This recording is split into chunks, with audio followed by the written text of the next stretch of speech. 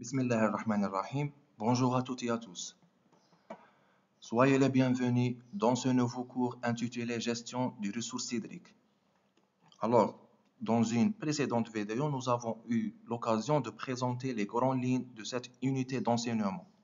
Aujourd'hui, nous allons entrer dans le vif du sujet en abordant deux chapitres fondamentaux.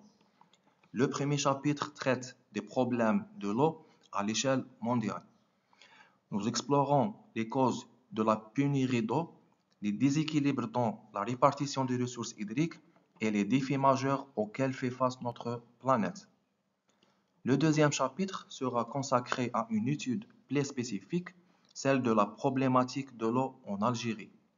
Nous analyserons ensemble les réalités locales, les pressions exercées sur les ressources, ainsi que les politiques et les stratégies de gestion mises en place. Alors, je vous invite donc à suivre attentivement ces deux volets complémentaires qui passeront les bases de réflexion pour mieux comprendre les enjeux de la gestion durable de l'eau. C'est parti. Commençons maintenant avec le premier chapitre de notre cours. Ce chapitre s'ouvre sur une introduction générale qui planète le décor des enjeux globaux liés à l'eau. Ensuite, nous allons aborder deux éléments fondamentaux. D'abord, le cycle de l'eau, aussi bien dans la nature que dans le contexte domestique. Cela nous permettra de comprendre comment l'eau circule, se renouvelle et comment elle est utilisée au quotidien. Puis, en deuxième point, nous examinerons certaines statistiques mondiales relatives à l'eau, telles que la consommation, la disponibilité, les déséquilibres régionaux, etc. Enfin, nous mettrons en lumière les problèmes de la pénurie d'eau dans les pays pauvres, un phénomène préoccupant qui affecte directement le développement et la qualité de la vie des populations. Pour conclure ce chapitre, un conseiller vous sera proposé afin de tester vos connaissances et bien ancrer les notions vues. Alors, la question maintenant se pose, qu'est-ce que la gestion des ressources hydriques? La gestion des ressources hydriques constitue l'un des défis majeurs du XXIe siècle, particulièrement dans un contexte de changement climatique et de croissance démographique mondiale. Ce chapitre explore les principes fondamentaux et les approches modernes pour l'utilisation durable et équitable de l'eau. Maintenant, on passe à la définition du cycle naturel.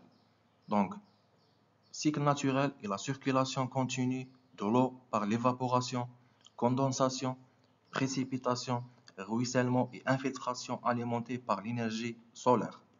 Par contre, le cycle domestique est le parcours artificiel de l'eau depuis le captage jusqu'au rejet après traitement. Donc les étapes sont captage, potabilisation, distribution, consommation, épuration et retour au milieu naturel.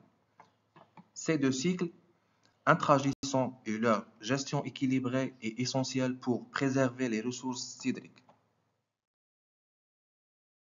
À ce stade, vous pouvez en apprendre davantage sur certains chiffres liés à l'eau dans le monde. Le tableau ci-dessous montre l'inventaire des eaux dans le monde. Donc, on remarque que les océans et les mers provoquent jusqu'au 97% de stockage de l'eau terrestre et seulement 0,1% pour les lacs et les rivières. Parmi les causes principales dans les pays pauvres, nous trouvons la croissance démographique, les changements climatiques, la pollution et la gestion inefficace. Afin de tester les notions que nous venons de voir, je vous propose de répondre à deux questions dans les commentaires de cette vidéo. Donc, la première question, quelle est l'équation du bilan hydrologique qui résume le cycle de l'eau? La deuxième question, quel pourcentage de l'eau sur Terre est de l'eau douce? N'hésitez pas à laisser vos réponses en commentaire. Je les lirai avec intention et je vous apporterai des compléments si nécessaire. Passons maintenant au chapitre 2 de notre cours consacré à la problématique de l'eau en Algérie. Ce chapitre est composé de plusieurs parties essentielles qui nous permettront de mieux comprendre la situation actuelle et les enjeux de la gestion de l'eau à l'échelle nationale. Donc, nous commencerons par étudier la répartition des ressources en eau sur le territoire algérien, en mettant en évidence les inégalités géographiques et climatiques. Ensuite, nous aborderons la capacité de mobilisation de ces ressources, c'est-à-dire la manière dont l'eau est captée, stockée, distribuée pour répondre aux besoins des différentes régions. Nous approfondirons ensuite la problématique spécifique de l'eau en Algérie en évoquant les défis, les contraintes, mais aussi les facteurs aggravants tels que le changement climatique et la croissance démographique.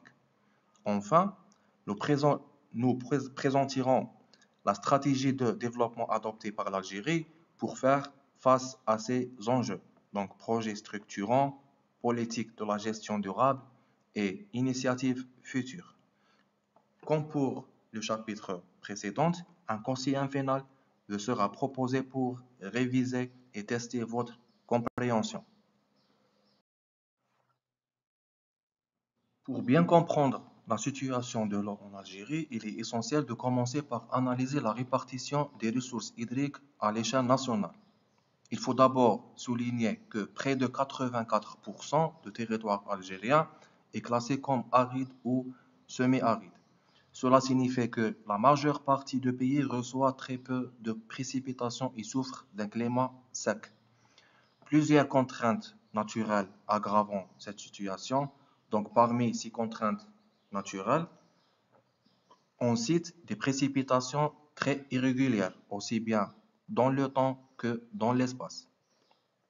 Une évaporation élevée qui réduit considérablement les volumes d'eau stockable, des sécheresses récurrentes qui affectent de nombreuses régions et enfin des ressources naturelles limitées en eau renouvelable. À ces contraintes naturelles et environnementales s'ajoutent des défis socio-économiques.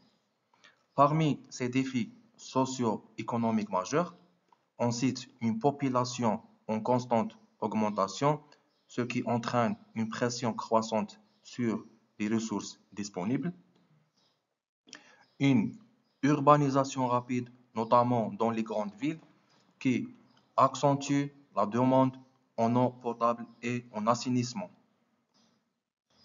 Et un développement industriel et agricole qui nécessite de plus en plus d'eau pour répondre aux besoins de production.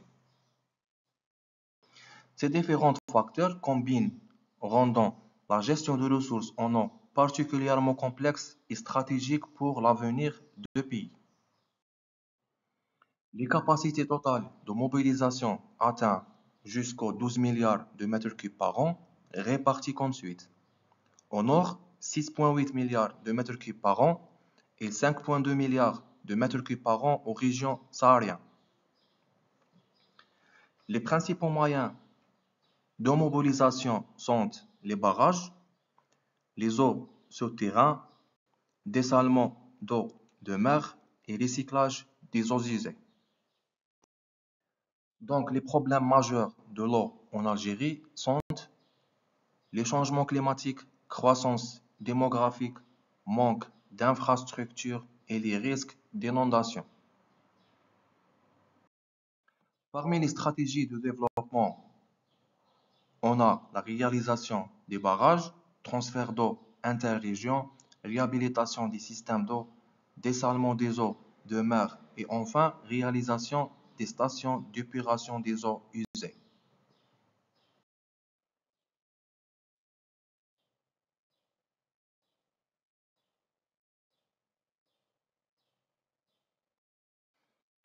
Pour évaluer votre compréhension des notions abordées, je vous invite à répondre aux deux questions suivantes dans les commentaires de cette vidéo.